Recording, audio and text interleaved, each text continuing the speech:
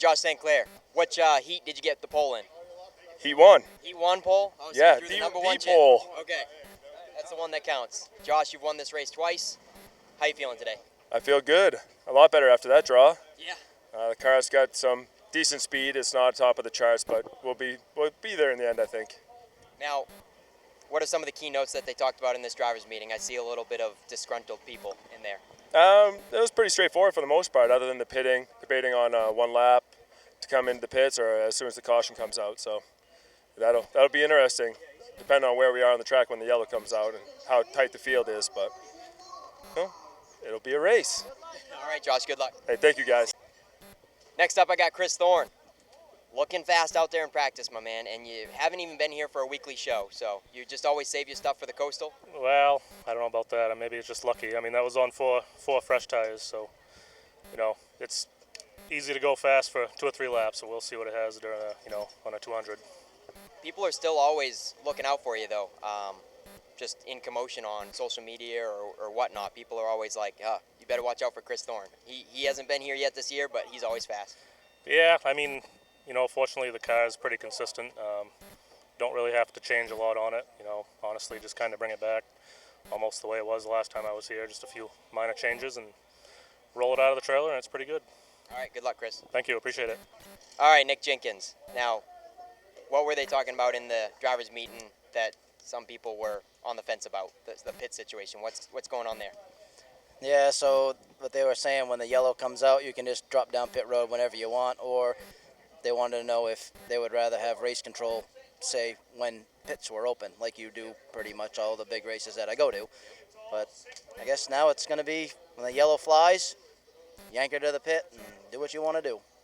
What's your strategy going in today?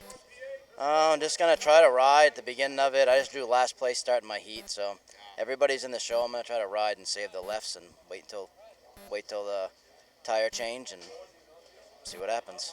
All right, Nick Jenkins, we know you've won a Boss Hog 150 race in recent years, but how has your Coastal 200 experiences been? They've been pretty good. I finished second to Josh one year there on a green-white checkered in, I think, 2014. So I like this place, and we usually run pretty good here. We're struggling a little bit today. We're changing a bunch of stuff, but we'll be all right when the time comes, I hope. All right, you can't have a Coastal 200 interview without interviewing Ben Ashline. I'm thinking that they're going to nickname you Mr. Coastal 200 here eventually. 3-time winner, going for a 4. How you feeling today? I feel pretty good. I mean, nerves are already up that way. I mean, it's a big race, so kind of have that every race that we go to. The first goal is just to qualify regardless, and unfortunately there's not as many cars as were expected that way. It's still a great stout field with really good guys. Everybody makes the show, so that kind of eliminates that stress a little bit. So you more or less start worrying about the race strategy. And like I said, there's some really good guys here, so the field seems to be pretty close in times-wise in the top 5, and we found a little bit of speed there that last round of practice. So if we can kind of tinker on it a little bit more, I think we can have a good run. Now, you and Eddie McDonald were a couple of the guys that came in the last late model race expecting a Coastal tune-up race and expecting a clean late model race as well, which is kind of on course of how our late model races have been, but it was a totally opposite story. What was your take on the last late model race? I mean, you have those nights, that you show up to the racetrack and either everything goes for you or against you, and unfortunately that last race was the same way. That's 2 years in a row we've come down to try to run the preparation race, and prep for the Coastal 200, and just had unfortunate stuff happen. In this case, is wrong place, wrong time. You kind of get that full moon energy sometimes at the racetrack where everybody's just excited and antsy, they're ready to go, and it is what it is. Unfortunately, that we were the bug that day, not the windshield. So we got it together. We had some great people that helped us. That really contributed and came together to get this thing back together. It was quite a bit of damage, really, and just to be able to get here was a feat in itself. So I gotta thank all of those guys that did that, and hopefully we can make them all proud. And the car looks great. I mean, feels pretty good. Like I said, there's some good competition here, so we'll just kind of see how things play out. This is a long race. Can't win it on the first lap. The heat race doesn't pay anything to win, and all these times to turn with brand new tires on. So I've never seen a race won with 4 sticker tires on. So just gotta be confident in what we have and run our race, and if it's meant to be, it'll be. But everything that's supposed to happen is going to happen. All right, so Ben, you're also the only person in history to win the Boss Hog and the Coastal, and you did it in the same year. Can we expect you back for the Boss Hog race this season? Oh, absolutely. I mean, we love this place. This place has really got a lot going on, a lot of positive. It's great to see what the Jordans and, you, Ken, the whole crew. I mean, everybody that has taken place in making this a great place to race. It's really cool to see all the support, everybody here for the weekends. As a race car driver, I can pretty much vouch for all of us that it doesn't mean a dang thing to go out and race when the grandstands are empty, and it means a lot to see what everybody's done. They've made a lot of improvements. It's a fun racetrack. It's a really racy racetrack. This package, as far as the rules go, really allow for some good, stiff, tight competition. And you got to be good. And that's that's part of the sacrifice we made as far as missing practice on Friday, was to just try to cross our T's and dot our I's and make sure that we had the little things as close as we could get it. But each condition's different. Every race is different. Plays out different. Tires are different. Weather's different. And some days everything goes your way, and some days it don't. So hopefully we can have another one of those days. All right, thanks a lot, Ben. Good luck today. I appreciate it. Okay, we've talked to Ben, Ashline. We're going to talk to Mike Hopkins in a minute. Those are some of the outsiders, but now we got Will Collins, who's the local hot shoe. Won on opening day, got third last week. And Will, how you feeling today in the old Ford? First practice was real bad, then we definitely got it better. Like the second and third practice, we got it more comfortable. So I think we'll be okay. It was a rough late model week in the last one. I know that you finished in the top 3, but your heat race was a little rough, and the whole race, the whole feature was rough for people. They had to park them. What was your take on it? It was pretty embarrassing, in all honesty, to get put in time out in this class. I mean, that shouldn't happen, but I think today will be a little better. All right, is it pretty hot out there? Pretty sweaty? It's definitely warm. Yeah. It's definitely warm. It's a great day for people like me and Brandon to not be in a race car. Yeah, I'm not real excited about being in one for 200 laps, but if it's driving good, it'll be all right. But if you have a bad car, it's going to be a long, long day. Yep, for sure. All right, thanks, Will. Good luck out there. Thank you, Nick. Okay, we got the 51 of Ryan St. Clair, most recent late model winner. You feeling as good as you were that week, Ryan? No, the car really hasn't been the greatest since we broke the pan out of our opening day, but I think we'll be all right in the long run. Car's got some decent speed, but not going to shoot off too fast, but we'll see what can happen. What was the magic on your win on your comeback from the opening day upset? Honestly, I think it just being able to start up front and get out of that mess. I mean, the car was good, but there's a lot of the fast cars get tangled up in it, so I don't know. Well, hopefully we can find some more speed today. Heat race is just another practice. Now, one of the very few races where all the generations race together, you and Josh and Boss is out there. Does that make it pretty exciting and fun? Oh, yeah, it's always fun, and hopefully it comes down to all 3 of us in the top 3. That'd be amazing, but I don't know if it'll happen. They'll probably get there, but we'll see about me. That'd be some sort of a world record right there. It would be one to remember for sure. All right, Ryan, good luck out there and the whole St. Clair crew. All right, thank you very much, Nick. All right, I said we'd catch up with Mike Hopkins, and here he is, most recent winner of the Boss Hog 150. Mike, what made you want to go late model racing here today? It's actually the only late model race I've never won in the state of Maine, and just this place is so awesome. It puts on such a good show, and obviously the purse that GT overhead door and Coldbrook trailers put up makes it interesting. It's fun to go back to grassroots where I started, and just it's an awesome place to be. Now, it's a little bit hard to keep up with what you're racing for a car, because I know you're partnered up with Port City. Sometimes you're racing a house car for them. Is this a car owned by you? What's the scoop? Yeah, this is a car that I actually bought from Brent Parrott a couple years ago, and over the last winter there, me and Willie cut it up, and then we raced it to Paul Bunyan. This is a car we won the Paul Bunyan at Bangor at the end of the year with, and this was on our radar to come because neither one of us had won this race, so it was on the schedule. All right, Mike, you feeling pretty confident out there in practice? Times are good. It's got speed. We just, I think we're lacking a little bit. We just can't keep turning. We get tight, then we get too free. So it's going to be a survival of the fittest. It's going to be like the hog race, just bide our time and keep ourselves out of trouble, and hopefully we'll be there. All right, we were just talking to Ben Ashline. He's the only person that's ever won the Coastal and the Boss Hog. You trying to do that as well? You're already a Boss Hog winner. Yeah, I mean, it'd be cool, to add to that. I mean, Ben's done an amazing job here. He's been very, very good. He's actually, no matter what, you can never count him out, right? He's won the 4 out of the last 5, I think, or 3 out of the last 4. So good for him, and hopefully we can outdo him today. But he's a great race car driver, and that's why we're here, right? See if we can top everybody. Yep, most definitely, and take home that $10,000 check, right? That'd be nice to get some of our money back. All right, thanks, Mike. Good luck today. Thank you. Last up, we got TJ Watson in the 04, and you didn't last very long out there. You blew up in the first round of practice, TJ. What happened? I really don't even know. We're pretty disappointed. We had about 200 laps on that motor. We bought it brand new last year for the Coastal, and I dropped out at the halfway point last year when my brake caliper failed, and we came and tested on Friday and felt like things were starting to like bind up a little bit at the end of the practice session. I thought it could be the clutch or something, and went out and was following Ben Ashline around. The car was rolling in the center good. Just felt like I was down on power, and then she blew her cookies. So we, the boys got together here and got another motor for me, and just putting it in, man. Sounds like we're starting in the back. I don't think we're going to make any of the heat races, but we're going to start in the rear and hopefully go forward from there. Yeah, I did have my eyes on you in that practice, and you did a good job pulling up as quick as possible, you know, keeping that oil out of the racing line. So hats off to you for that. How's the progress here? You think you can make the show? Yeah, we're just waiting on the oil pan. Our champ pan had pieces blown right out through the side of it, and that stock pan is too low. So we're just waiting on that pan to show up. Nick Reno gave me his, and everybody's kind of coming together, and we're trying, but just disappointing, man. I can't get a break.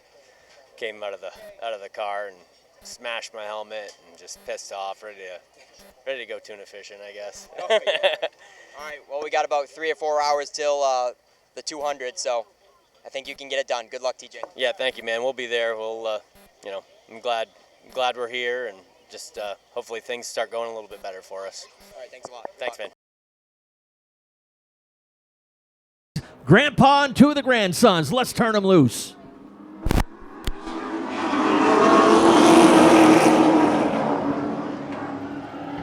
Coastal 200 qualifying is underway. Connor Wenners quickly pulls down in line right behind Josh St. Clair, and Chris Matchett is up tight in the 17.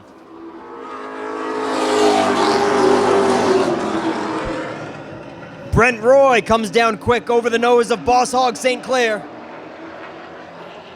And they are single file for the top 5. Now outside the top 5, they are side by side with Alex Waltz and Jet Decker.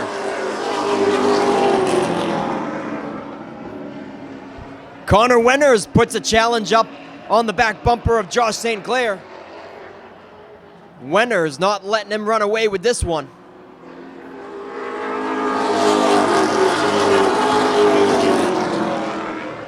St. Clair slips up in the middle of 1 and 2 and opens up the inside door just for a moment. Wenners tries to capitalize.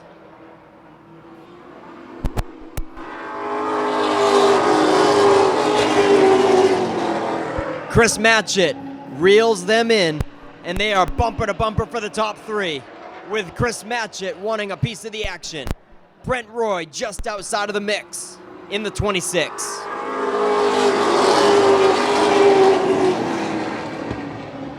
Wenners jumps to the top side.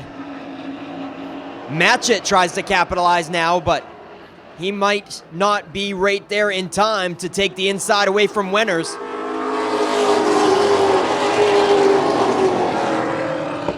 But he's going to do it. Wenners stays up there a little bit too long.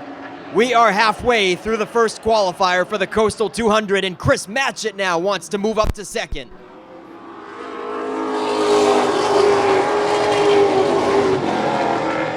Stacking up for the top 5. Boss Hog is trying to fend him off. Jet Decker and Dave Farrington run side by side in his rear view mirror.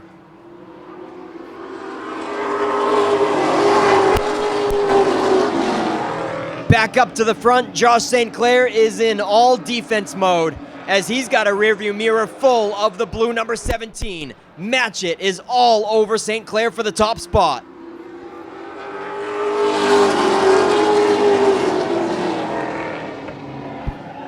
Matchett has a good run down the backstretch. He is making the top side work, and they're going to see 2 laps to go this time with Matchett with an advantage.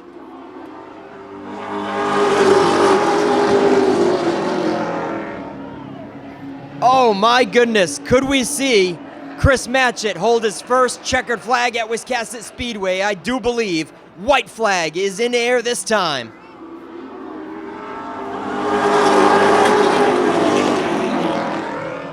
Josh St. Clair fights back, and he puts some muscle to the inside of the 17. Brent Roy capitalizes. That was not a very good move by St. Clair. 2 cars are going to pass St. Clair now for the top 3. Wow. Big upset for Matchett, but a heat race hero for Brent Roy. Holy cow, heat race 1. Kicks off the action in a hurry. What a big change up there on the final lap.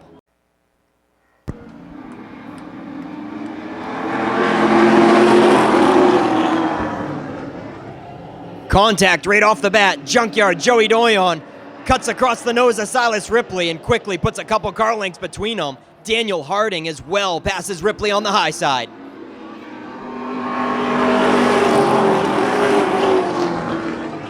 Hot Rod Mike Hopkins up into the top 3, followed by Jonathan Emerson in the 24, and Chris Thorne rounds out the top 5.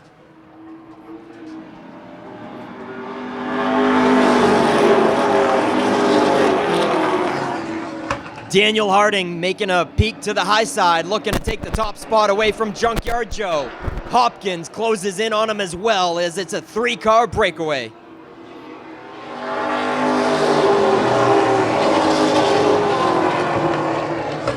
Right up tight, bumper to bumper.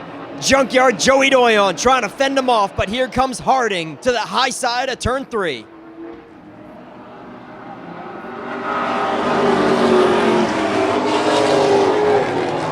Daniel Harding can't find any grip out there, and Hopkins is going to capitalize, taking the inside away and moving up to second in the 15.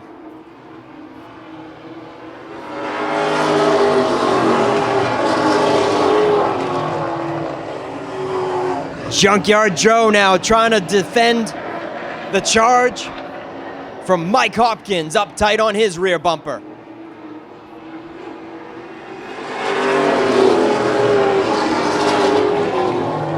Six laps through this one, 6 left to go, and Chris Thorne is now in the mix in the 17. He'll quickly go to the high side of Harding.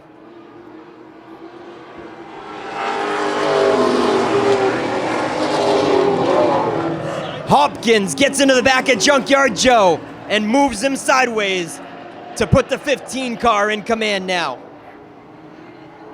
Hot Rod Mike Hopkins now your leader. Junkyard Joe can't get to the bottom quick enough, as Harding will capitalize and take over second. Plenty of room now from Chris Thorne, allowing Junkyard Joe to get back down to the bottom for third.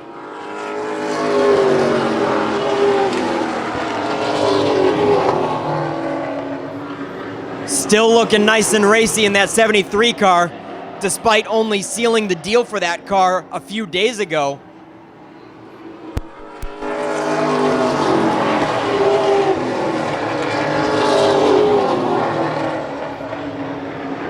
Joey, we got a spin out of turn 4.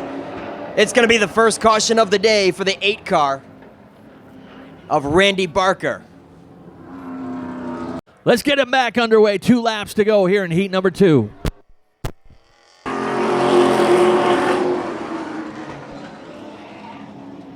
Mike Hopkins on the money for that restart.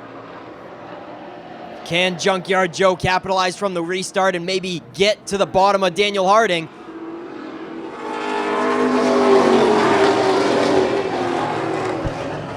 Not going to look likely. Chris Thorne with a good head of steam on the high side. The number 17 car is going to put it up into the top 3.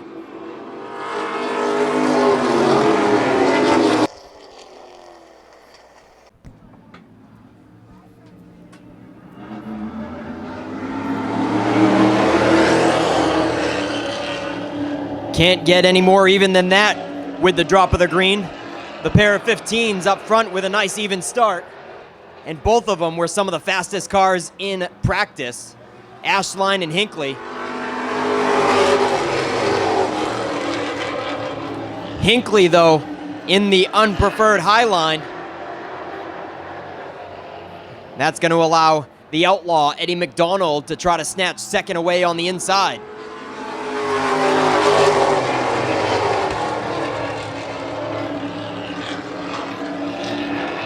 Hinckley doing all he can to make it work, though. He's coming back strong, trying to get to the bottom for second place.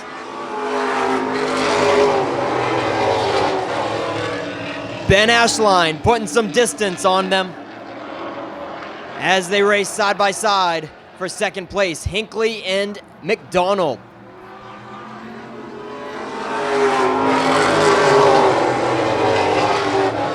Will Collins ready to pounce in the 25. And then you've got the Coastal 200 hero with a second place run in last year's showing, Chris Burgess in the 47.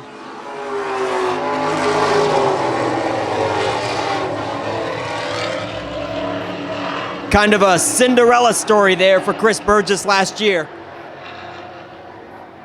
And he rounds out the top 5 in the 47.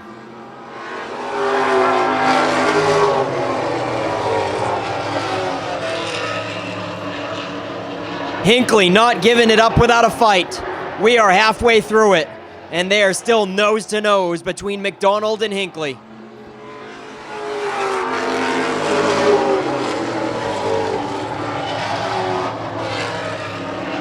McDonald slipped up a little bit in turn 1, allowing Hinckley to get a fender, desperately trying to get to the curb.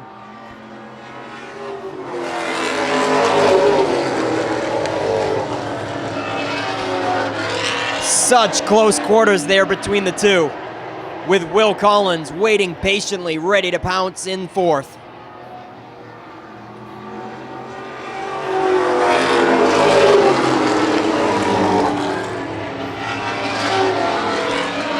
Ben Ashline turning a 15.6 in this heat race for his fastest lap time.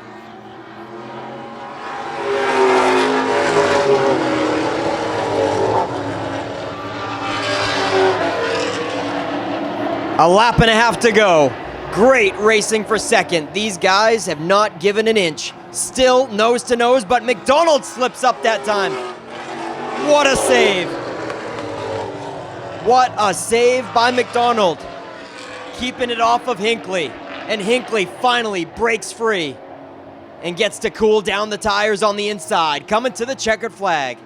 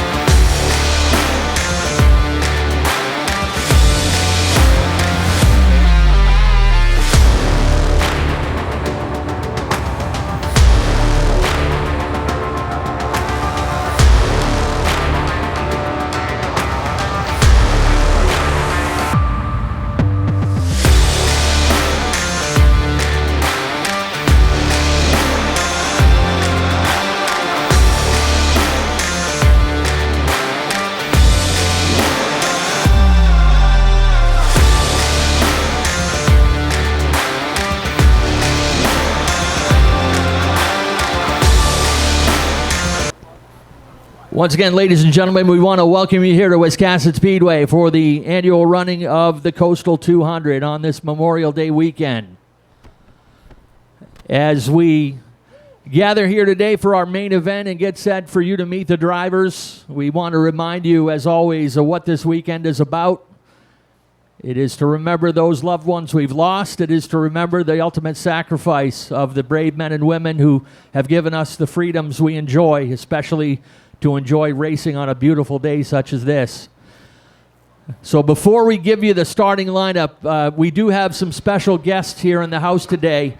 I know quite a few people are standing right now, but we want to give a special welcome to all our retired and active duty military that have joined us here today. So if you are one of those brave people, raise your hand, wave your hats, whatever you can do. But thank you for your service to our country.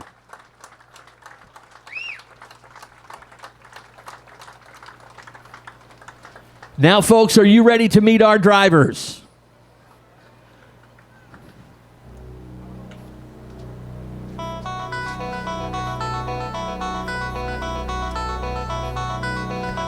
Your starting lineup goes like this. Starting in the 27th position, driving the Chasing Tail Fishing Charters and Fortune and Glory, number 04 from Harpswell. Welcome, TJ Watson.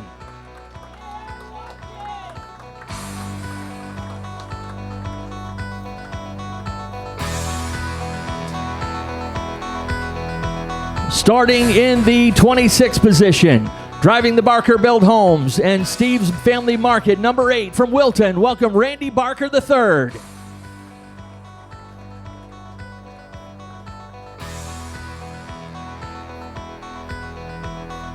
Starting in the 25th position, driving the Inline Concrete in Dave's World, number 51 from Liberty. Welcome, Ryan St. Clair.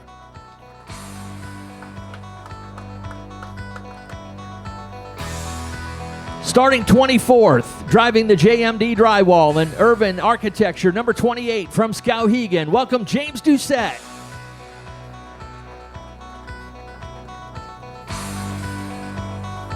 Starting 23rd, driving the Mainly Concrete Pumping, number 09 from Warren. Welcome, Silas Ripley.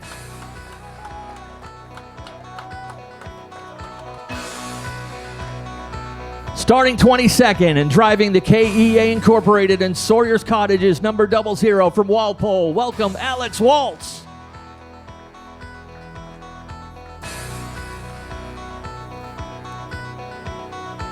Starting 21st and driving the WC Gerisi and Devon Currett Trucking, number 5 out of Saco. Welcome, Dominic Currett.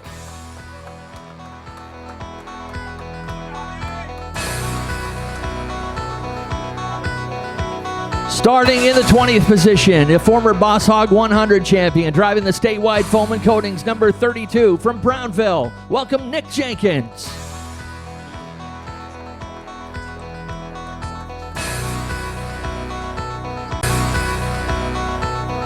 Starting in the 19th position, the 2015 winner of the Coastal 200. Driving the JBRH Excavation and Norm's Used Cars, number 73 from Jay. Welcome, Dave Farrington Jr.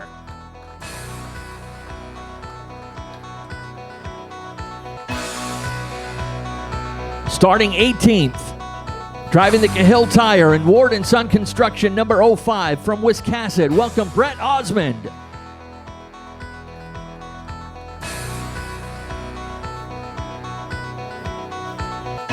Starting in the 17th position, driving the Whitmore's Real Estate and Coldbrook Trailers, number 81 from Skowhegan. Welcome, Brian Lancaster.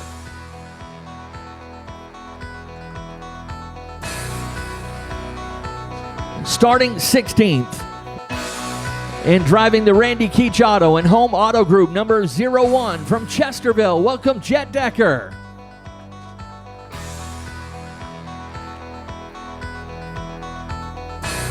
Starting 15th, driving the Pediatric Associates of Lewiston and Burgess Family Racing, number 47 from Hartford. Welcome, Chris Burgess.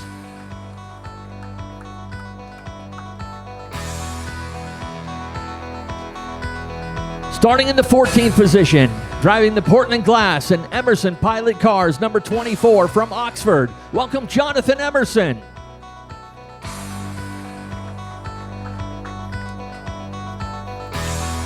Starting in the 13th position, he is a Maine Motorsports Hall of Famer and a Wiscasset Speedway Hall of Famer, coming in at 75 years young. In the Dave's World Sand and Gravel, number 14, Boss Hog, Dave St. Clair.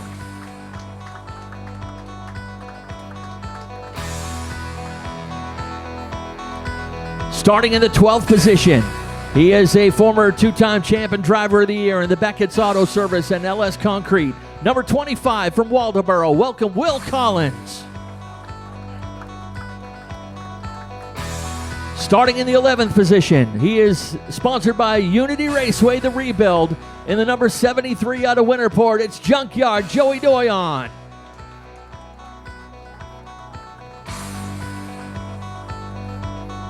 Starting in the 10th position is a multi-time Speedway 95 late model champion in the Island Dairy Treat and Folsom & Sons Auto, number 17, from Skowhegan. Welcome, Chris Matchett.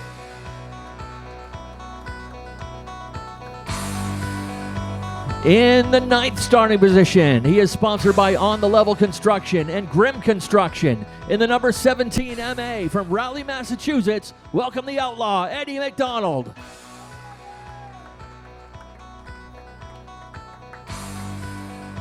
Starting in 8th is a 5-time champion of the late models and 2016 winner of the Coastal 200, driving the Charlie's Honda and Trees Limited, number 17 from Sydney. Welcome, Chris Thorne.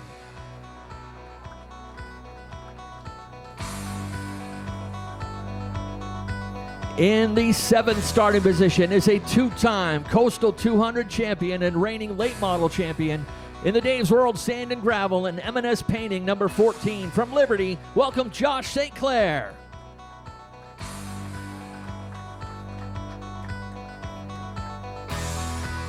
Starting in the 6th position, outside of row number 3, is a 2-time Pro Stock and 2-time late model champ, driving the Ideal Portable Toilets, number 15 from Wiscasset. Welcome, Nick Hinckley. Inside of row number 3, starting in the 5th position, driving the BRF Racing Fabrication and ML Foss Properties, number 38 from Fairfield. Welcome, Daniel Harding.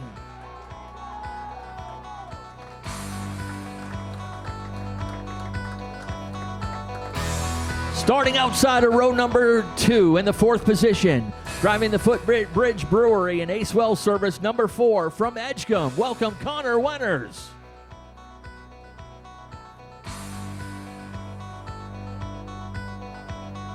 Starting inside of row number 2, your winner of heat number 3. He's a 3-time and defending Coastal 200 champion in the Work Store and Ben Ashline Race Cars, number 15 from Palmyra. Welcome, Ben Ashline.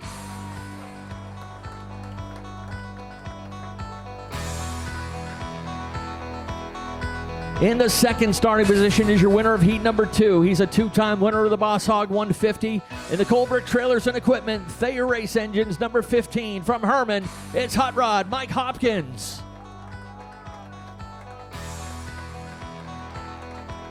And at the pole position, driving the Foxtail Classic Cars and 201 Tire Battery and Service, number 26 from Vassalboro. Your pole sitter today is Brent Roy.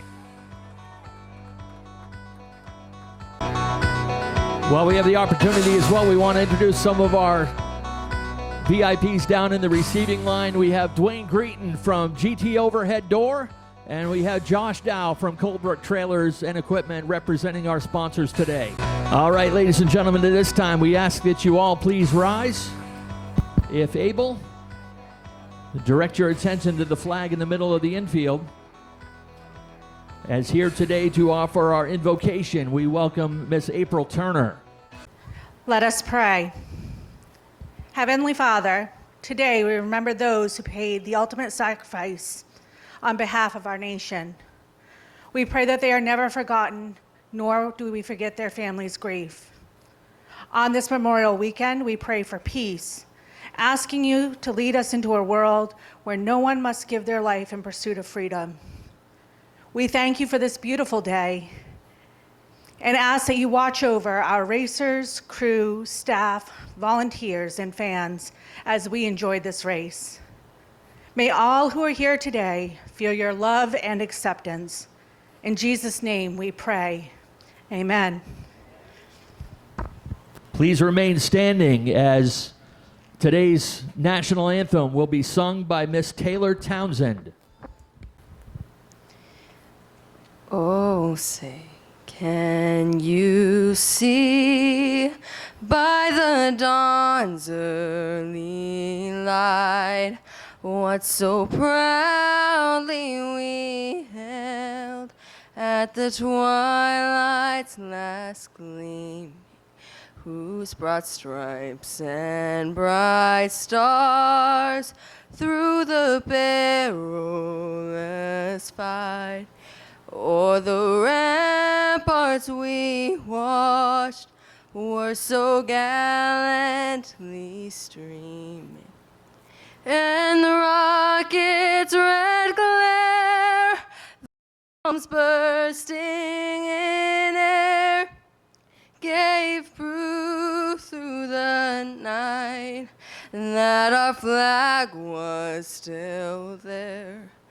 Oh, say does that star-spangled banner yet wave o'er the land of the free and the home of the brave?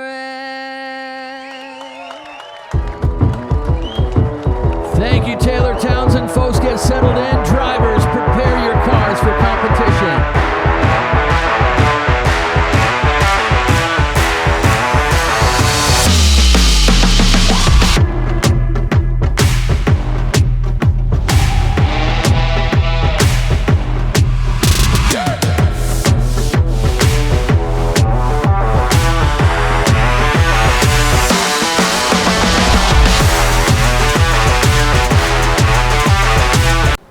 All right, our drivers are all ready. I'm going to send it one more time down to Nick in Victory Lane. And we got our junior official, Liam, with the magic words. Drivers, start your engine.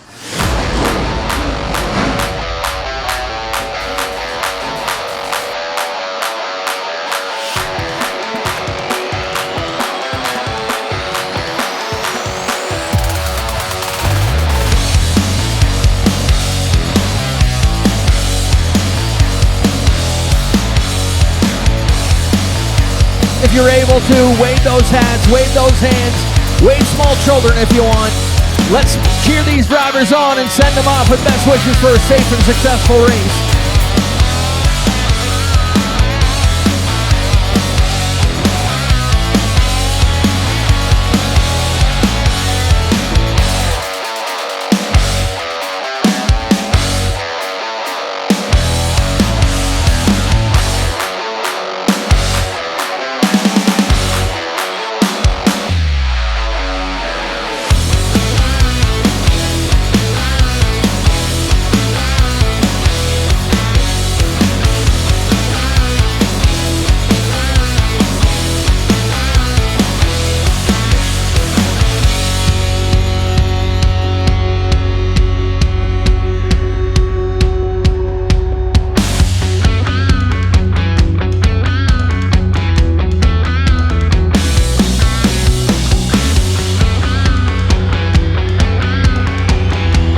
Coastal 200 is ready to go green. Brent Roy and Mike Hopkins, we are off.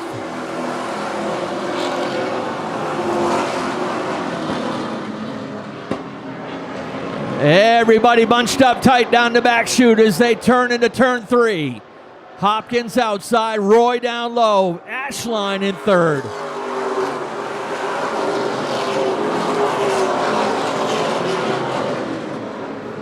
Everybody playing nice in the early going. We still get a good side-by-side battle up front.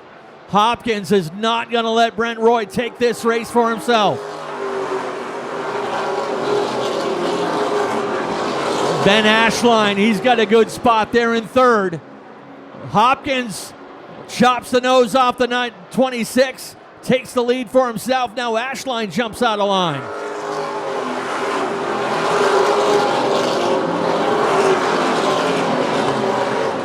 Ben Ashline now into second. Brent Roy shuffled back to third. Side by side for fourth, Connor Wenners and Chris Thorne.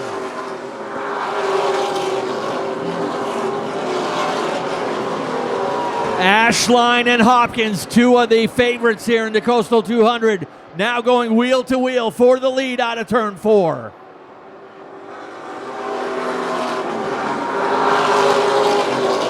Hopkins tried to get down in line in front of Brent Roy, but Brent had just enough of the nose in there. Keep an eye on the 17 of Chris Thorne. He's working along the high side.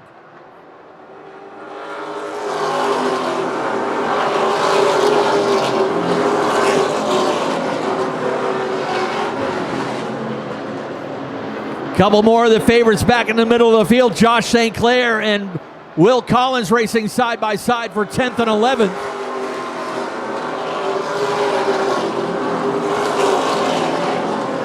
Closest battle up front now. The 17 of Chris Thorne able to get around Brent Roy to move into third. Roy back to fourth. Connor Winters fifth.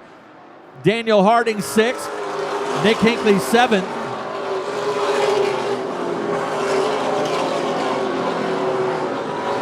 Chris Matchett is eighth. Eddie McDonald running in ninth right now. Will Collins holds 10th on the outside of Josh St. Clair. Good side-by-side racing back there from ninth position back.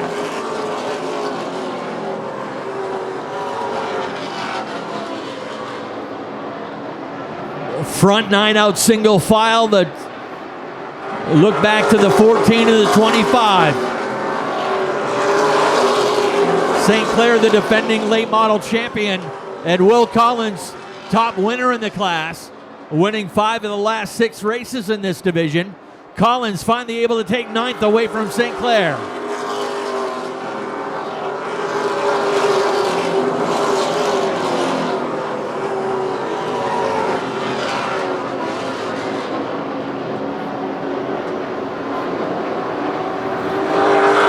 Jonathan Emerson in the 24 car. First one on the outside lane. Emerson trying to crack the top 10. He's running back in the 12th position. We'll keep an eye on the big movers in this one, but right now Ben Ashline, Mike Hopkins, and Chris Thorne all looking really good up front. Brent Roy with one of his strongest rides here in the late models. Connor Winters looking strong as well, and holding down the top 5. Everybody just settling into a good green flag groove right now. Josh St. Clair starting to fall off the pace a little bit. Jonathan Emerson drives around him in the 24.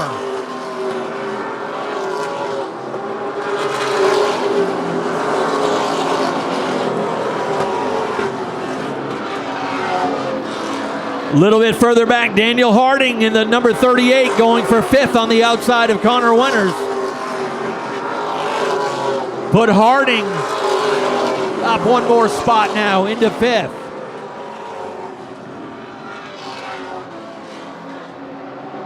Winters starting to slip back a little bit. Gonna get a challenge now from Nick Hinckley. The surprise is that number 14 of Josh St. Clair. St. Clair started back in the 7th position, and he's dropped outside the top 10 now, running in 13th.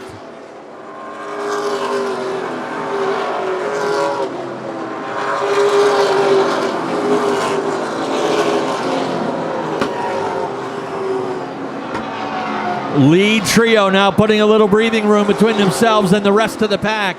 Brent Roy protecting now over Daniel Harding. But Harding's got a good head of steam in the number 38, driving around the outside. Black flag, I believe that's on the 5 of Currett.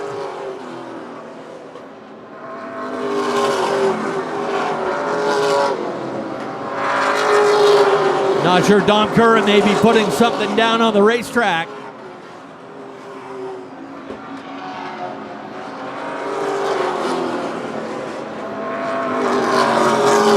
Harding is now in the clear. He has 4th position all to himself. Got nearly a full straightaway to catch that lead trio, but he right now is faster than those 3.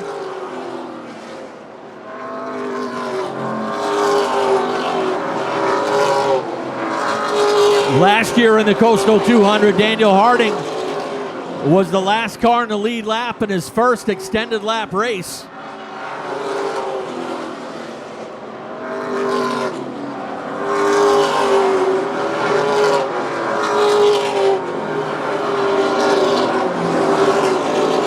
Three-car battle back there for the 5th position back. Brent Roy in the 26. Now Eddie McDonald is on his back bumper. McDonald in the 17. Connor Winters in the 4. Leaders coming down through turn 3 and 4 to complete lap 25 this time by. 25 down, 175 to go.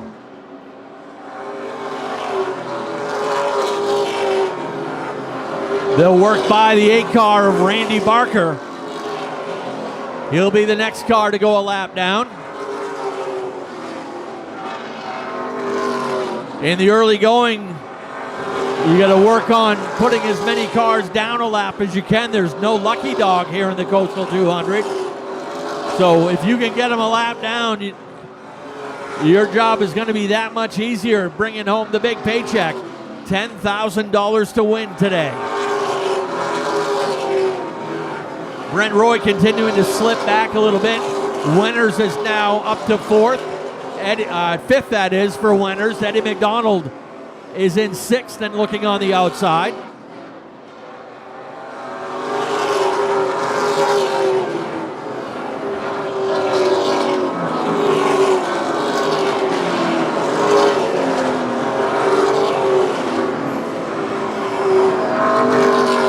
Now the leader's starting to close in on some lap traffic.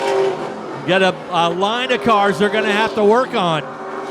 Flagman Nate Sennett working that passing flag, letting them know the leaders are coming. Ashline will set up shop on the outside now of TJ Watson in the number 04.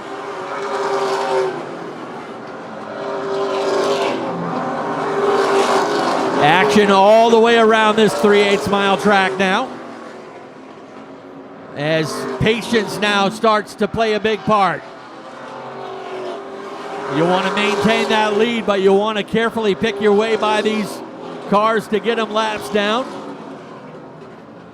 And we got our first caution of the race. It's for the number 8 of Randy Barker on the backstretch. Pace car in, let's get them back underway.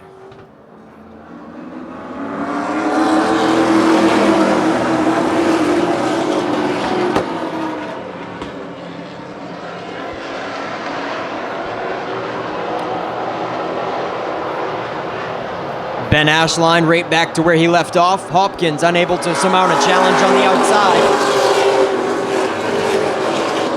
But Chris Thorne is going to fill the inside line underneath Hopkins and not allow him to get to the bottom just yet. Thorne trying to take second away. Daniel Harding continues to reside in 4th. The Outlaw, Eddie McDonald, rounds out the top 5. And that top 5 begins to break away from the rest of the field, held off by the 4 of Connor Wenners.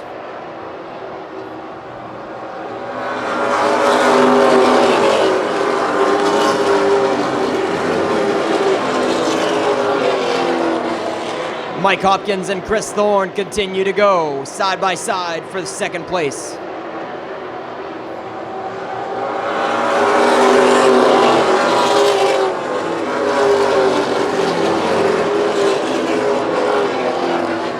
Ashline loves seeing them race side by side.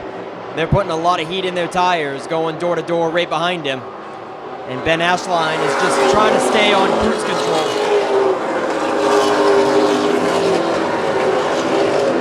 It's like putting an egg underneath the gas pedal. You don't want to break it. Ben Ashline trying to give it just as much throttle as he needs to stay in front of them. But he doesn't want to run away too far and put heat in his tires. Doesn't want to put any unnecessary heat in the tires. Thorne is able to break free from Hopkins, and now they're side by side right behind Hopkins as Eddie McDonald looks to the high side of Daniel Harding. Harding washes up right over the nose of McDonald going into 2. And I don't think McDonald liked that very much. He'll cross over back to the bottom.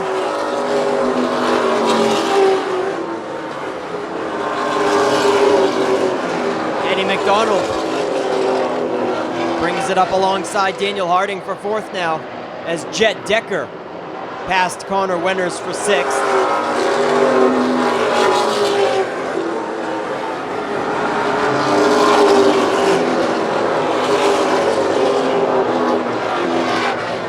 Daniel Harding able to hold off McDonald on the high side.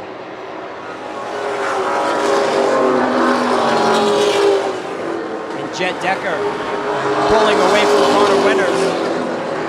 He wants to get in the mix with that top 5. And he is closing in the 01.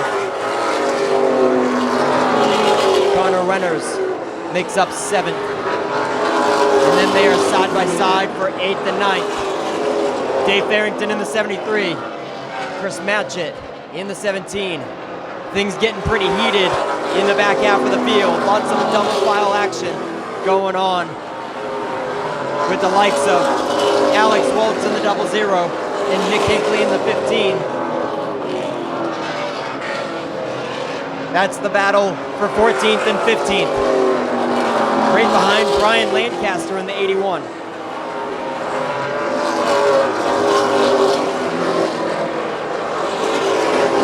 Ben Ashline closing in on lap traffic in a hurry once again.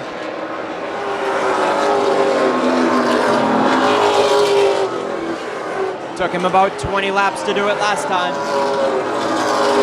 And we're closing in on another 20 after the restart.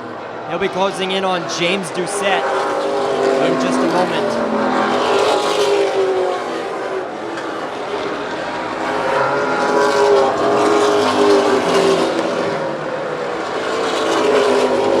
Burgess picks up a spot in the 47, taking 9th away from Chris Matchett. Matchett looks to be fading,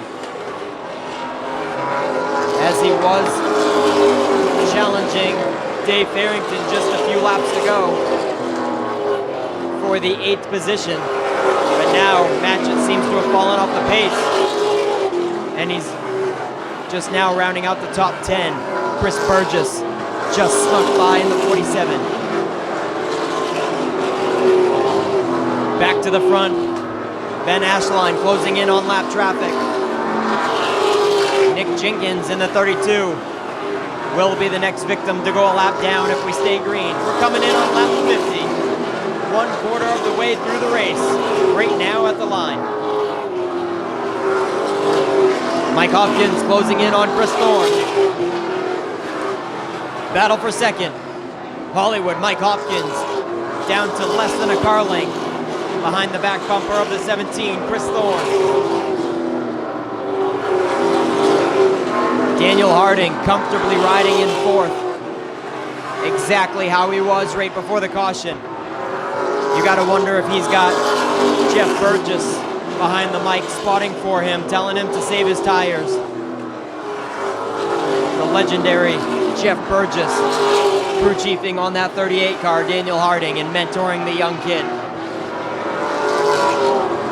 Nick Jenkins, unfortunately, goes a lap down in the 32. As well as Jonathan Emerson now in the 24. Ben Ashline on cruise control as they battle for second continuously behind him with Chris Thorne and Mike Hopkins. Daniel Harding comfortably in 4th. Eddie McDonald rounds out the top 5, and Jet Decker is closing in the 01.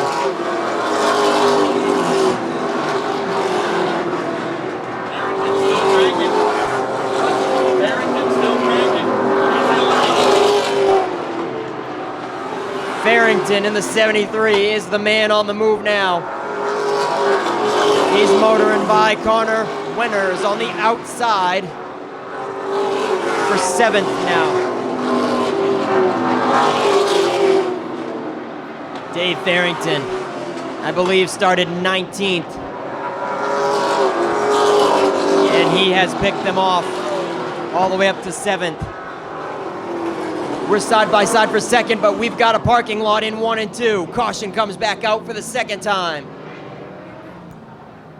Yeah, that one looked like it started actually coming out of turn 4. Brian Lancaster in the 81 lost the handle, started chasing it up the racetrack onto the front stretch.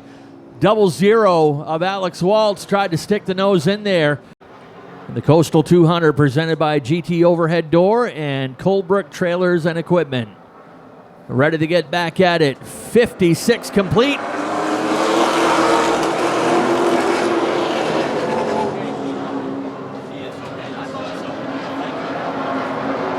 Did have a question for a moment on whether Josh St. Clair was still in the lead lap. They did confirm that he is, so St. Clair, the last car in the lead lap.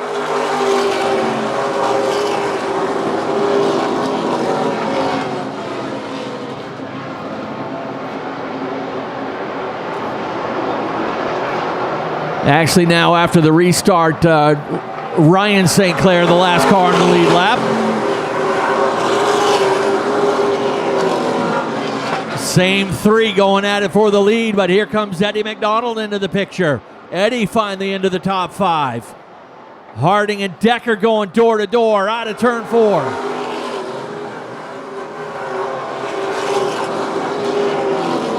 Hopkins gets position on the inside of Ashline. They'll go at it for the lead coming through 3 and 4. Mike Hopkins takes the lead.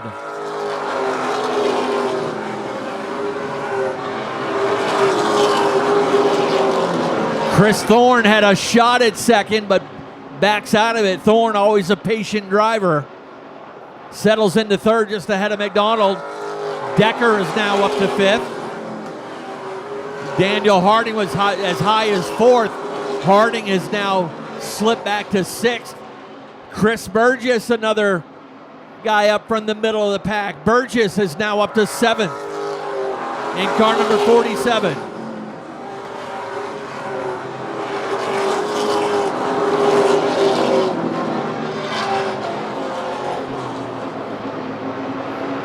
Mike Hopkins now stretching out his advantage. Up to 7/10 of a second. That's about the biggest lead anyone's enjoyed to this point. Only 2 cars out of this race so far. Current hits the pits one more time. He's had several pit stops in that 5 car. Dom Curran has been running the ACT Tour for the beginning of this 2023 season.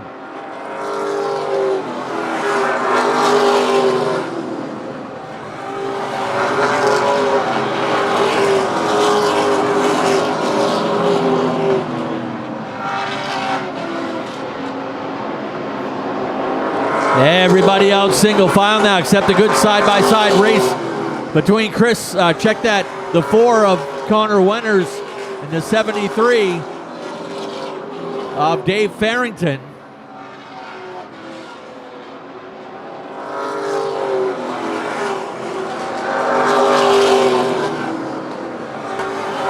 Farrington made a lot of progress up through the field in the early going. Made it up as high as 7th, but now struggling there on the outside of Connor Wenners.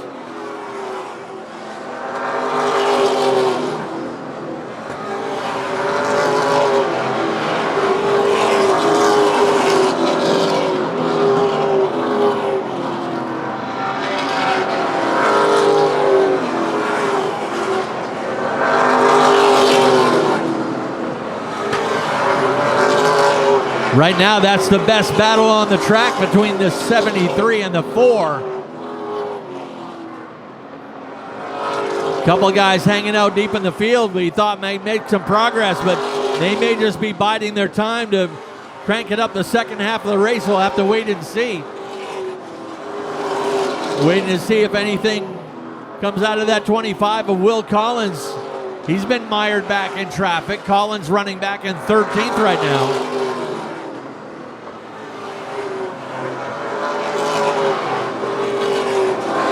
The lead is now up to 1.2 seconds. Now back under a second between Hopkins and Ashline.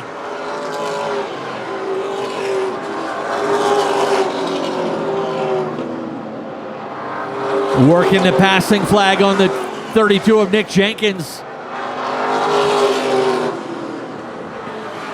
Jenkins having some struggles today in that number 32, the former winner of the Boss Hog 100, that is.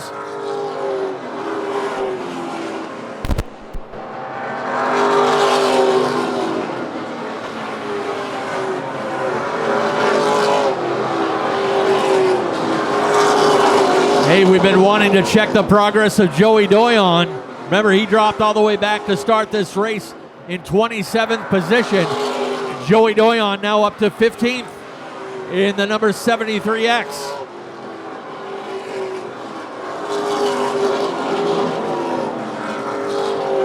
Jet Decker able to drive around Eddie McDonald to take over the 4th position. Now Daniel Harding working on the outside of Eddie. 17 car starting to fade a little bit as he fights the handle through 3 and 4. Harding drives around him and put Daniel Harding now into the 5th position. McDonald now outside the top 5. McDonald now in 6th. Chris Burgess 7th. Dave Farrington 8th. Connor Winters 9th. And Chris Matchett 10th in car number 17 ME, that blue machine there on the front stretch.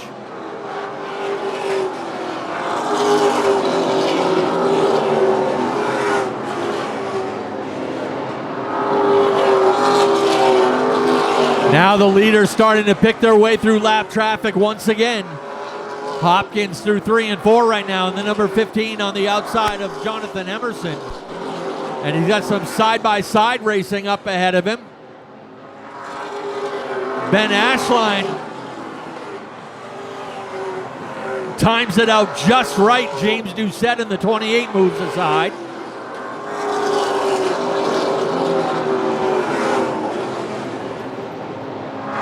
Doucette will drop out and head down pit road in the number 28.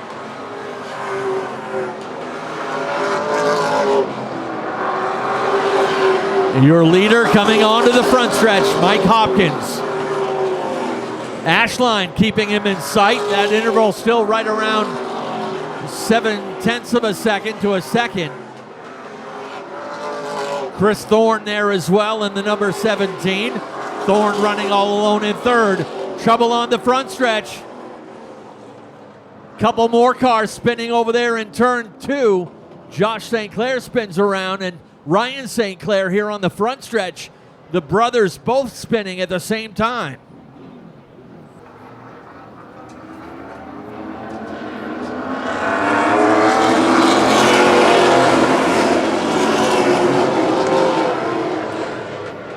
Here we go. 18 laps till halfway. $1,000 bonus up for grabs.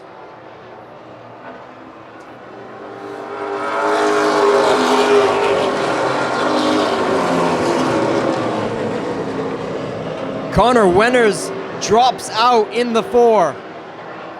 Connor Winters has been running up amongst the top 5 all day, and he is now out.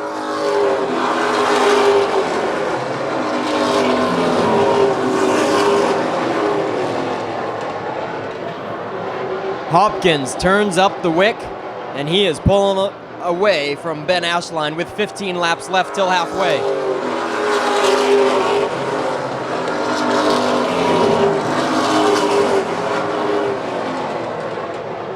Mike Hopkins wants that $1,000 halfway bonus, plus $10,000 to win. You could go home with $11,000 richer.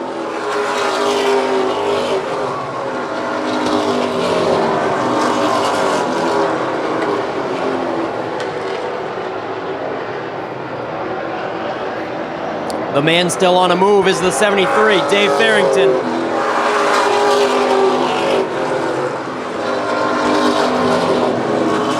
Although that time, the high side didn't work out so well for him. It looked like Farrington intentionally backed out of it to fall in single file behind Chris Burgess in the 47. We've got a yellow. 4th yellow of the race. Lap 87.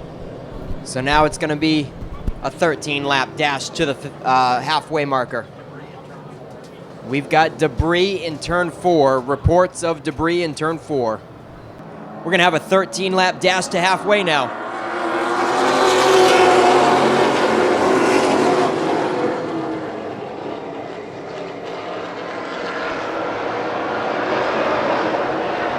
Hopkins reclaims it. Ashline looking to get to the inside, but Chris Thorne says, nuh-uh, I'm here. And Thorne is becoming a huge threat for second place now. Chris Thorne clears Ben Ashline, and now it's Jet Decker trying to take 3rd away from Ashline.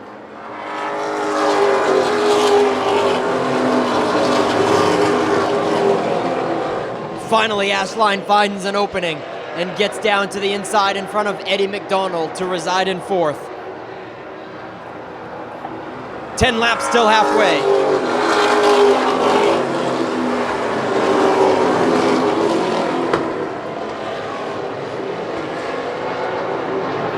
Hopkins appears to be untouchable, pulling away from Thorne about 10 car lengths.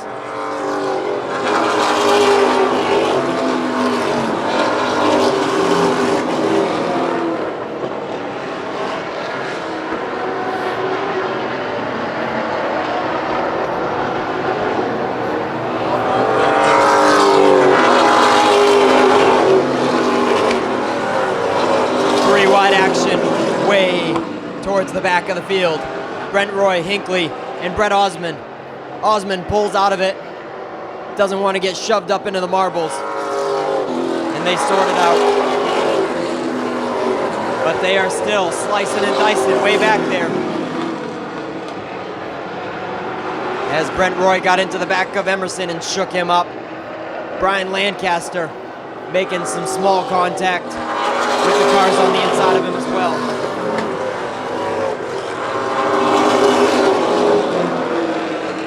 Things getting sorted out pretty well back there now.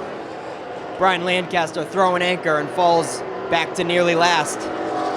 Back up front, Hopkins has 5 laps still halfway to pick up that $1,000 bonus. And he is barely on the throttle in the hot rod number 15.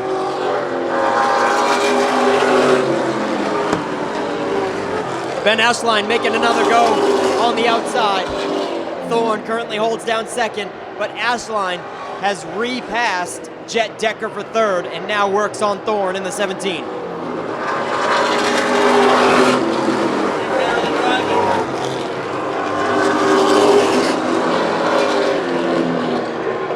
Ashline is making a go on the top side, and he's making it look easy. Ashline clears Chris Thorne.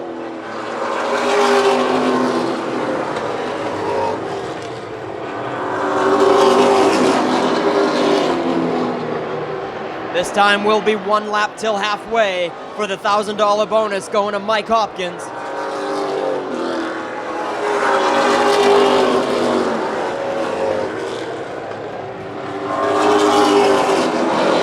A chain reaction for third.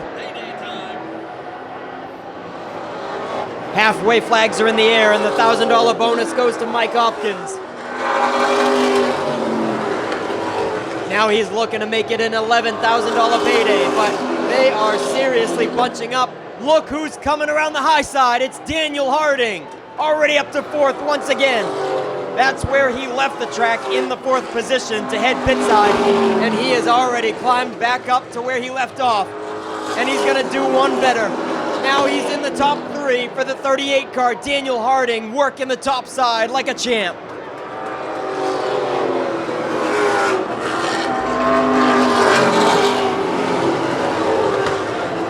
Thorne looks like he's struggling. Jet Decker gets him up off the bottom. Decker gets by. Chris Thorne did not want to move off the bottom, but Jet Decker made it happen. And McDonald and Farrington are gonna ride underneath Thorne, as well as Burgess in the 47. Holy cow. Chris Thorne lost a lot of spots that time.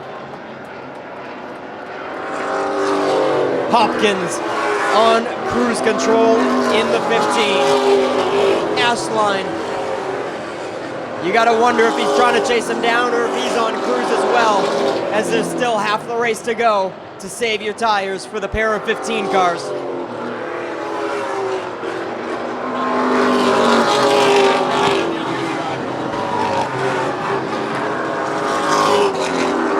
We got Nick Hinckley going around out of turn 4. 5th caution of the day for Nick Hinckley.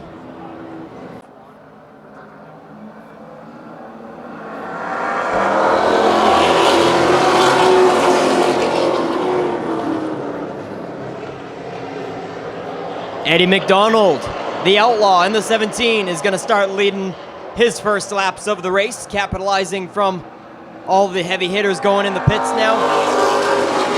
Oh, we got contact hard with Alex Waltz and Ryan St. Clair deep in the field, but everybody gathers it up.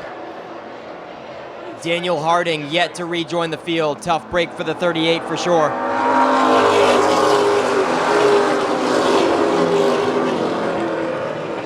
Ryan St. Clair with a tire rub after that hard contact with Alex Waltz. St. Clair in the 51. Almost in last. He's got a smoke trail coming from the left rear tire rub.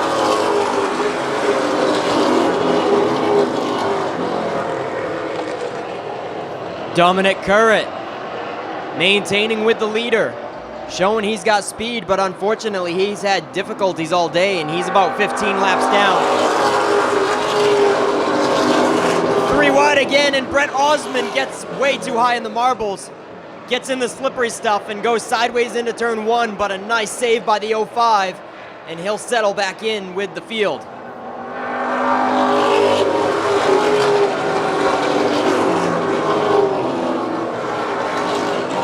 Couple of lead lap cars right behind Dominic Currett, battling for second. Brent Roy and Dave Farrington.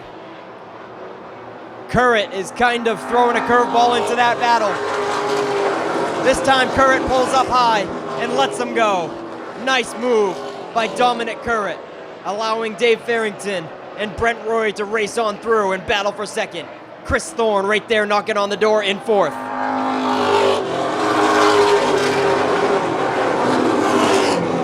Chris Burgess rounds out the top 5 currently as Thorne goes to the top side and he wants to take third away from Brent Roy now.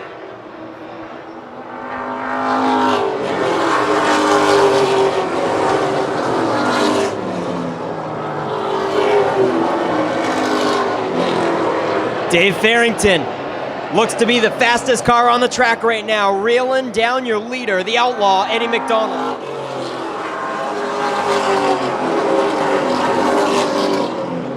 Dave Farrington turning 16.2 versus McDonald's 16.39, almost a 16.4 for McDonald.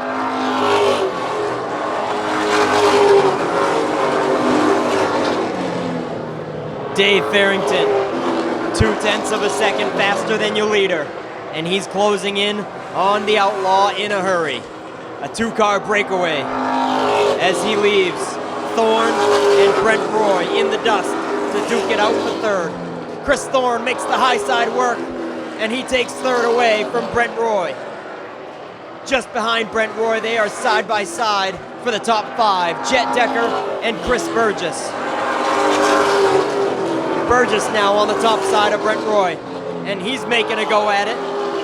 Burgess making it work up there, and he's gonna crack into the top 4 now over Brent Roy. Nice move by the underdog in the 47. Last year's second place Cinderella story in the Coastal 200, the 47 of Chris Burgess.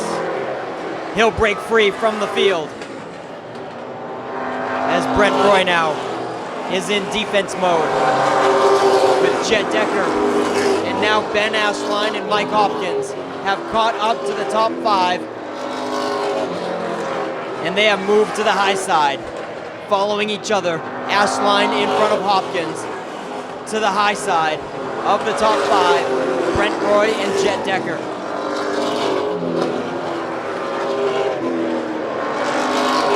Chris Thorne is reeling in your top 2. Eddie McDonald and Dave Farrington tried to run away with this one, but Thorne has turned up the wick in the 3rd position, and he is closing in on McDonald and Farrington. 80 laps to go, that is. 80 laps to go in the Coastal 200.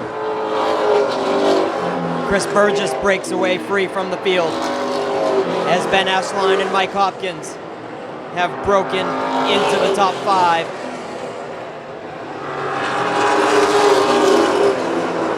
And starting to get away from the rest of the pack. They've got a clear track ahead to reel down Chris Burgess, and then a little ways to the top 3.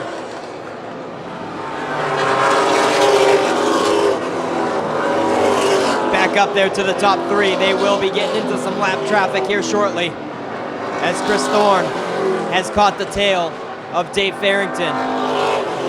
And he's going to look to the high side now going into turn 1.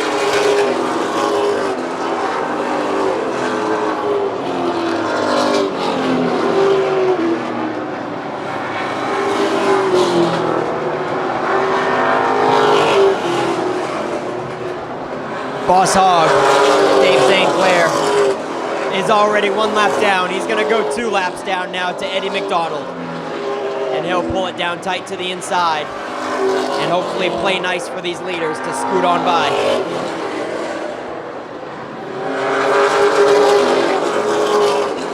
Trouble for Chris Burgess. The 47 is slowing his pace. He looked like he had a top 5 car. And now he looks to be done in the 47. Tough break for Chris Burgess.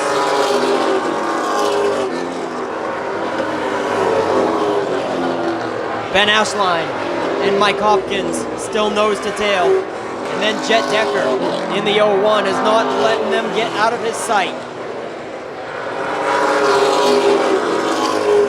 Jet Decker probably thought that they were going to start pulling away. But Decker in the 01 has remained quite racy with those early race leaders of Ashline and Hopkins. This time back into turn 1, Chris Thorne gets to the bottom of Farrington, as well as Hopkins getting to the bottom of Ashline. 2 battles going on right now up near the front. Thorne takes second away from Farrington, and Hopkins opens up the inside underneath Ashline, and he's going to take 4th away from Ben Ashline. Jet Decker is going to capitalize and get underneath Ashline as well to crack the top 5 once again.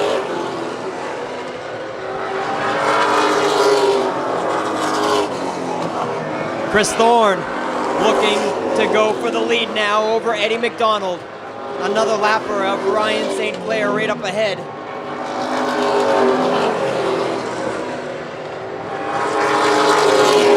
Thorne to the high side. The pair of 17s battling for the front of this one. But they'll probably have to settle back in single file to get around the 51 of Ryan St. Clair.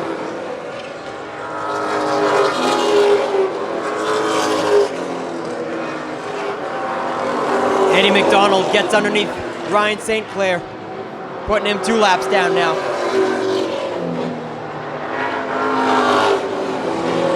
And now the battle resumes. They have gotten through that lapped car of St. Clair, and now Thorne is going to look to the high side once again. He realizes he has a small window of opportunity before they reach the next lapped car to try to pass Eddie McDonald for the top spot. And he's going to do it. That time at the line, Chris Thorne did have the advantage on lap 136. And now he'll clear going into turn 3, and Chris Thorne is your new leader.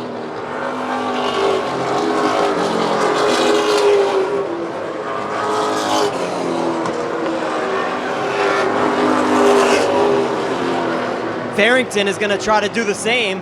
To the outside of Eddie McDonald he goes.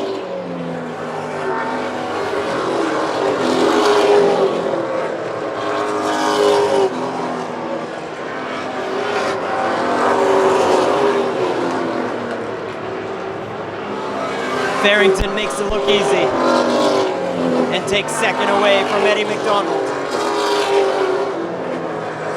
Closing in on 60 laps to go this time. Thorne puts Brian Lancaster down another lap. And at the line this time, it's going to be 60 laps to go in the 2023 Coastal 200.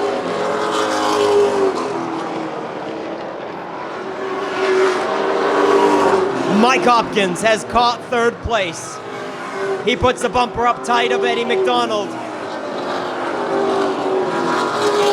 And coming out of 4 there, I believe he got into the back of him just a little bit, trying to free up the 17 of McDonald and make this pass easy. Mike Hopkins now to the high side, looking to take 3rd away from the outlaw Eddie McDonald. And he's going to do it in easy fashion. Hopkins now back into the top 3. Heading toward the final 50 laps, 143 down. 67 laps to go, 57 laps to go, that is.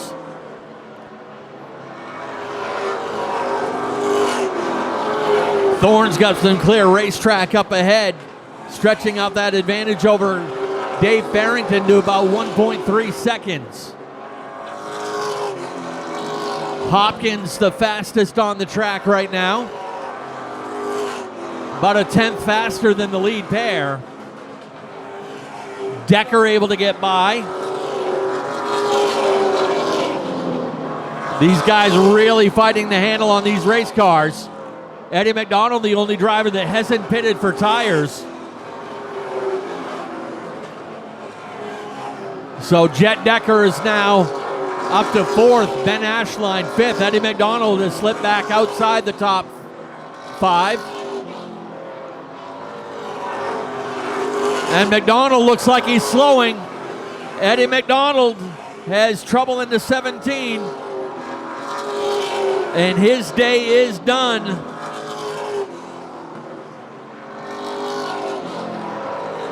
He'll bring it slowly onto the front stretch. And we'll have to listen if that thing's running. He might have run out of gas.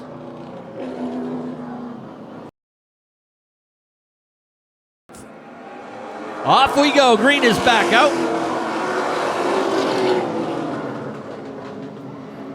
Everybody packed up tight down the back chute. Chris Thorne, Mike Hopkins, Dave Farrington on the outside. Got to make that outside lane work. Not to Farrington's liking it right now as he loses second. And here comes Hopkins. He's got a fender underneath the Chris Thorne. Some contact into turn 3. Decker coming into the picture as well in the 01. Put Hot Rod Mike Hopkins back at the top of the score sheet. And 50 laps to go, this time by the stripe.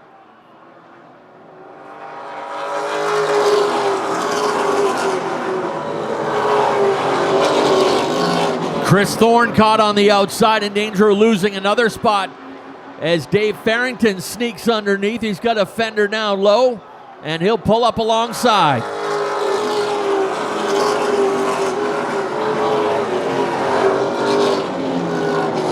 Side by side, they'll go for the 3rd position. Farrington down low, Thorne up high. 2 former winners of this race.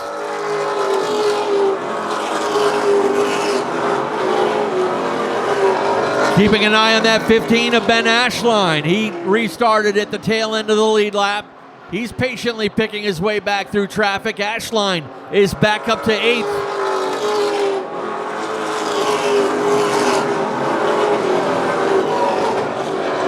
Hopkins with the lead. His interval now is 0.8 of a second over Jet Decker.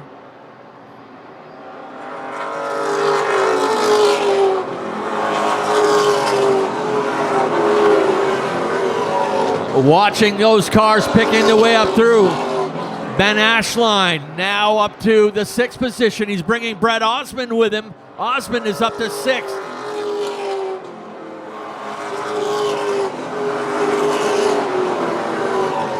Brett's looking racy in that number 05. The 05 right on the tail of the defending Coastal 200 champion.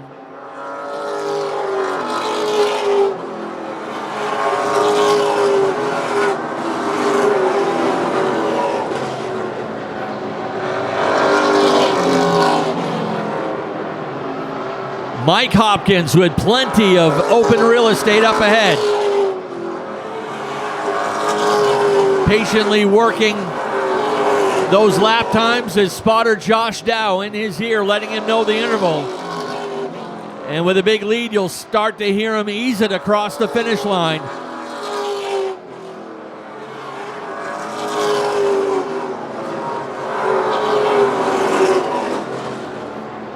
Trying to get a handle on who's the fastest out there right now. Actually, it is Mike Hopkins in the number 15.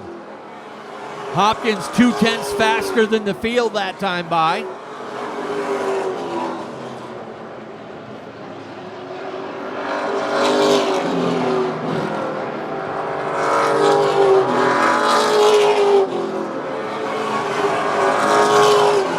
Unchallenged up front. Only driver that has him in his sights is a half a straightaway back. That is Jet Decker.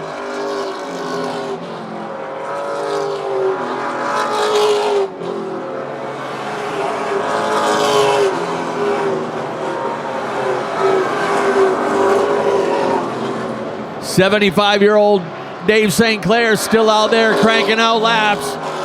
St. Clair, ironically, running in the 14th position. And I pretty well guarantee if he's able to finish this race under the checkers, doesn't matter where he'll finish, he'll give you guys a good burnout. But Dave's in danger of going another lap down here in a moment to the leader, Mike Hopkins. Hopkins has built it up to a full straightaway now, 1.7 second lead.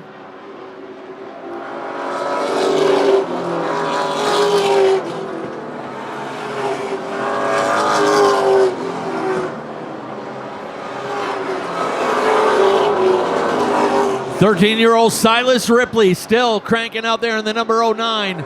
Ripley running in the 8th position in his first Coastal 200, and he started back in the 21st position.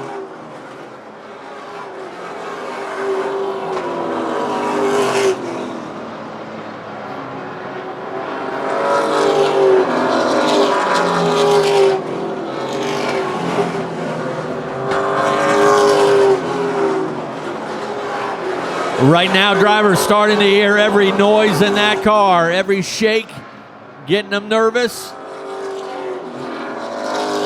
Because this is where all the preparation comes in, if they can make sure that motor holds together here for the final 30 laps coming up. This race slowed by just 6 cautions. Hopkins has built up a good lead now. So you hear him start to ease off the throttle here on the front stretch.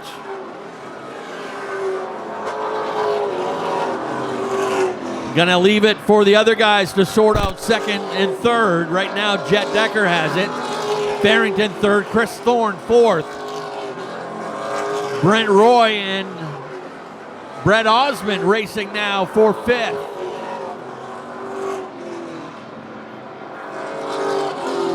Brett Osmond in the 05, able to race his way into the 5th position. But Brent Roy not willing to give that up quite yet. Those guys separated by just 33 100ths of a second at the line last time.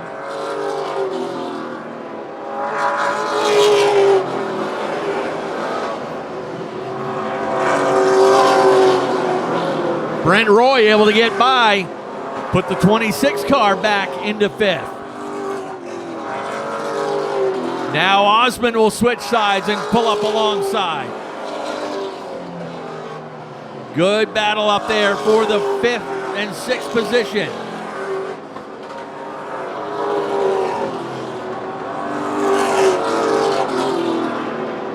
Check cashing time is coming up soon.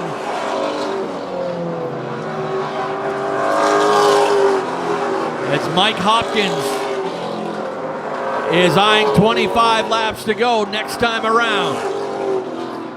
Working on the 0-0 of Alex Waltz. And that interval is now stretched out to 3.2 seconds for the race leader. This time by 175 down, 25 laps to go in the Coastal 200.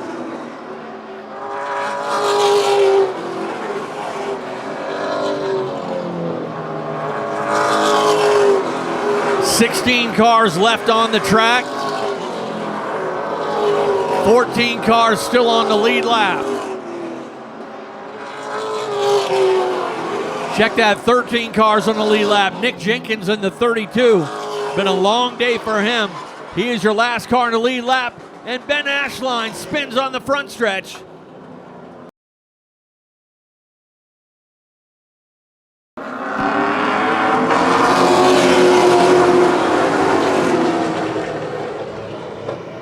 Ashline didn't lose too many positions at all with that spin, but let's hope that he improved on the handling of that 15 car. Doesn't look like it so far.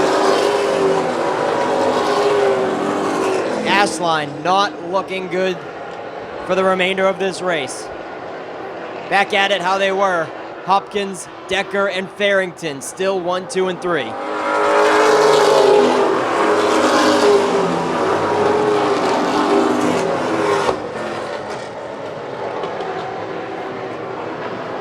Now, if Chris Burgess was the Cinderella story last year with his second place run, Jet Decker would certainly be the Cinderella story of this year. The underdog that races with us on a weekly basis. And then the outsiders coming in and stepping on his territory, Mike Hopkins and Dave Farrington.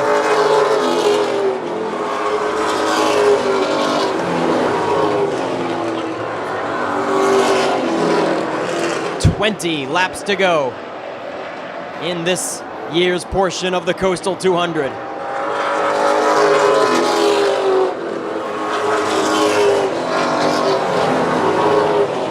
Couple of winners in years past of this race, racing for third. Dave Farrington and Chris Thorne still have not separated themselves.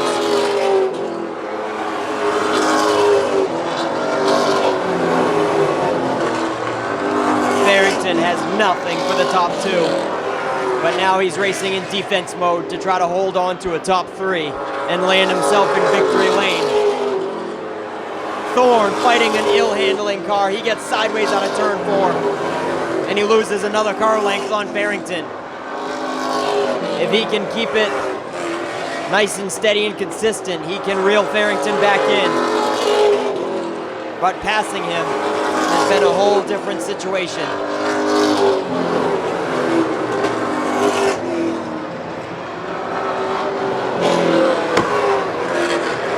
"15 laps to go for the 15 car. Mike Hopkins already picked up a $1,000 halfway bonus and looking to win another 10 grand and make it $11,000 total. We've got heavy lap traffic right ahead. A couple of St. Clair boys racing side by side right in front of Mike Hopkins. Boss Hog backs out of it and lets Ryan go. And Ben Ashline, oh, he has been struggling today. Tough break for the multi-time winner and defending champion of this race in the other number 15 car, Ben Ashline. Certainly not going to wind up in victory lane today.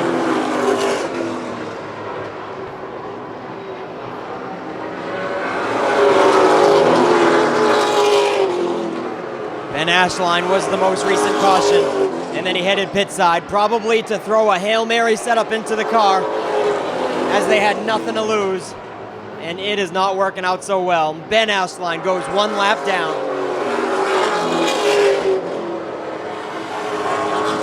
Jet Decker following every move of Mike Hopkins through the lap cars.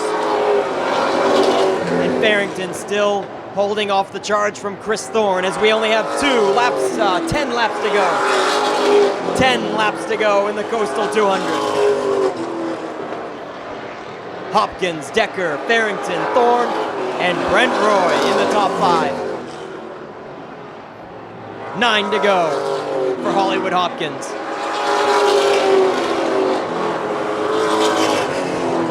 Farrington goes way high around lap traffic, allowing Chris Thorne to close it in a little bit more that time.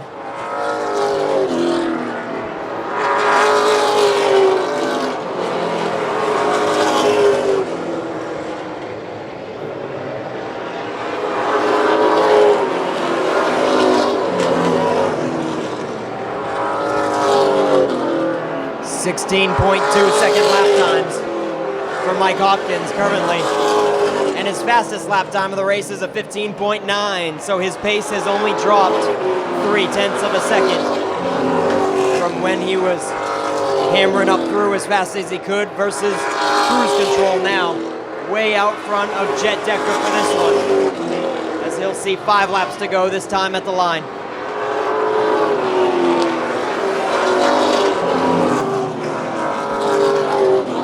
inside the final 5, and no challengers up there for Mike Hopkins, trying to make history as just the second driver to win both the Coastal 200 and the Boss Hog 150.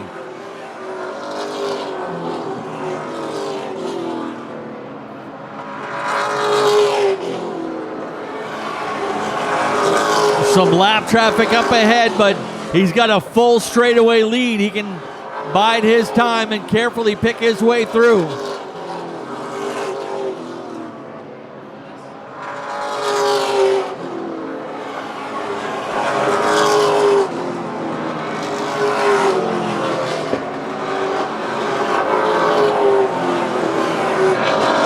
Two laps to go for Mike Hopkins.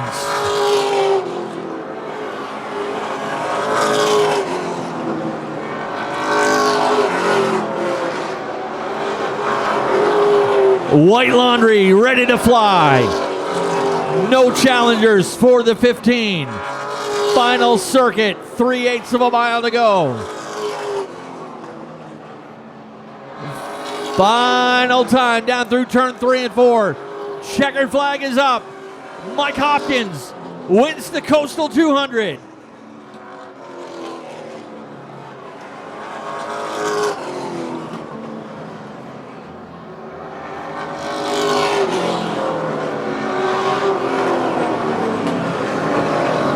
Mike Hopkins makes history and becomes just the second driver to win both the Coastal 200 and the Boss Hog 150, joining Ben Ashline with that rare feat. Dave, I told you if he made it to the checkered flag, he'd want to light him up somewhere, and Dave's celebrating with his crew back there on the backstretch. Dave unofficially coming home in 14th place. Go figure. Your unofficial top 10. Mike Hopkins, your winner. Jed Decker, second in the 01. Dave Farrington, third in the 73. Chris Thorne, fourth in the 17. Brent Roy brings it home fifth in the number 26. Brett Osmond in the 05 comes home sixth. Silas Ripley brings it home seventh in the 09. Chris Matchett, eighth, that is, in the number 17. He was the last car in the lead lap. Ben Ashline, first car lap down in ninth, and Alex Waltz in the 00 finishes in 10th position unofficially, and again, that all is pending post-race tech. And rolling it into Coastal Auto Parts Victory Lane, a history-making run today for Hot Rod Mike Hopkins. And by the way, the winner of this race, I forgot to mention, gets a barbecue feed after tech from Bingo's Barbecue. So he gathers himself up here in the seat, and folks, when he hops out of this car, make a big bunch of noise. Here's your Coastal 200 winner, Mike Hopkins.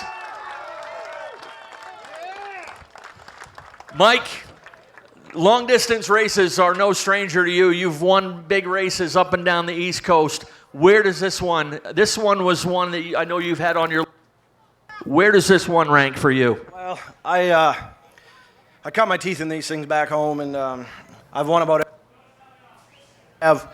besides this one, and Willie and I have had this one circled for a long time, and we've never brought a race car prepared, and we actually showed up Thursday night. We wasn't very prepared, but these guys worked their butts off, and I can't thank them enough. Everybody that's here today with me and deal with the heat and all these fans that stand out in the scorcher, and this is what makes it fun to see all you people. Honestly, like it just it makes short track racing real. But this is real. This is a good one for me. How did this race play out for you strategy-wise? Were you planning on pitting early if the opportunity was there, or do you wait to make that halfway money? Well, to be honest with you, I couldn't pit early. We only got like 11-gallon, 12-gallon fuel cell, so every time caution, I was riding around with it shut off, coasting, and then let it go to try to save fuel. And Kevin and Travis and Josh were screaming at me on the radio, save, save, save, and that's what we did. And I didn't win this race. Some guys did. They worked their butts off, all of them, and I can't thank them enough. My dad's here. He don't get to come to many, so that's pretty special. Poor City race cars, GT overhead doors. I can't thank Dwayne enough. I'm so happy to get him in victory lane and part in this race with him. Stick it custom graphics, and this one goes to my buddy Alan Perkins. All right, one final question. Talk us through those after you did pit. You know you had a ways to go picking your way through traffic and stuff. I know Josh was in your ear there, and how'd things go there when you finally had to race through some traffic? Just smart, right? You know, I mean, I don't want to say I got an upper hand, but I mean, there's a handful of guys that race like I do, and I've been fortunate enough to surround myself around awesome people and help me learn. And we're smart not to put ourselves in any bad position. Same thing we did in the hog race last year, and we prevailed. So it's pretty cool to go down in history right now with in this place. This place means so much to me, and to win them both, and hopefully we can be the only one come back and win the hog race, make it 3. Yeah, you and Ben Ashline, the only 2 drivers ever to win both races now. Congratulations. Thank you. Thank everybody. Mike Hopkins, your race winner, got some really cool hardware compliments of Steve Perry and mainly awards, and representing the local guys, the weekly racers, Jet Decker. Turn around so the folks can see you and give you a round of applause. What a piece you guys had today. Talk about your run today. Yeah, to be honest with you, I don't really know what to say. We had a good piece last year. Unfortunate circumstances. I really don't know what to say, but I got a lot of people to thank. First off, my crew, my dad, my grandfather, the world's greatest and best-looking spotter, Justin Karkos. There's all sorts of people in the pits right now. Pete White, Oren, Dylan Moltz, Mark Brackett. There's probably forgetting somebody. But this chassis is 30 years old, and that just shows you that Mark Brackett and Dylan Moltz at RB Performance can make anything fast. Absolutely. And did you start to build confidence late in the race when you saw you were going toe-to-toe with the likes of Hopkins and Ashline and Farrington? Yeah, I knew we were decent all the way up through. I was hoping to be a little better after that stop, but didn't go that way. My guys busted their butts. But I got to thank Home Auto Group, Randy Keach Auto, GCA Logging, RB Performance, Polymer Repair Technology, B&L Davenport and Sun Trucking, GCA Logging, Landlubbers, Avon Heights. Probably forgetting somebody, but whatever. All right, Jet Decker right there is your runner-up today. Dave Farrington getting a cold drink and a congratulations from the boss. And Dave, wow, what a race for you today. Kind of out, the car really wasn't there for you in the heat races today, but what kind of adjustments did you do to get this car from the back up toward the lead group? Well, that was the luck of the draw there. But, yeah, I can't thank my guys enough. Mark and Diane, thank you for the opportunity. Mark deserves good runs in these cars. We was a few spots short tonight, but thanks to those guys. Thanks, Danny, Boo Boo, my mother, father, Erica, Adeline, Stovepipe, and our great sponsors. We got a couple new on board for this race. We really appreciate them coming on board. JBRH Excavation and Concrete, Jake Brown, thank you very much. Norm's Used Cars, DMD Racing, some of our good vendors there, DMD Racing, Strange Oval, Swiss Springs, Renegade Race Fuels, on and on. But yeah, just a few spots short tonight. Yeah, you ran a good, smooth race today, and some good battles with the likes of Chris Thorne, Jet here, and a few other guys. And it's all about being patient, being respectful, and bringing this good car home in one piece. But I know you well enough, Dave. You come to win races, but would you call this a successful day for you and your team? Fortunately, this is our first piece of hardware this year. It's tough sledding over there at Oxford weekly nights, but this is what we come here for, to have fun, get some trophies for the little girls there, and I think they'll like that. All right, congratulations. Third place today to Dave Farrington. Jet Decker is your runner-up, and one more time, a big round of applause, your race winner of the Coastal 200, Mike Hopkins. Folks, that'll do it for today's race program. We want to thank you guys for packing the house, for all you for sticking around to the end here. Be sure to look on our website, wiscassettspeedway.com, for the official race results and all the other wrap-up from today's big program. We really appreciate you guys and your support. We invite you to come back with us next week. $5 to get in here on the grandstand side for every show here at Wiscasset Speedway. Do us a favor, if it's your first time, your 100th time, bring somebody next week that hasn't been to a race and show them what it's all about. Come here to Maine's biggest and fastest and join us. So one final time on behalf of Richard and Vanessa Jordan and the entire staff, thank you guys.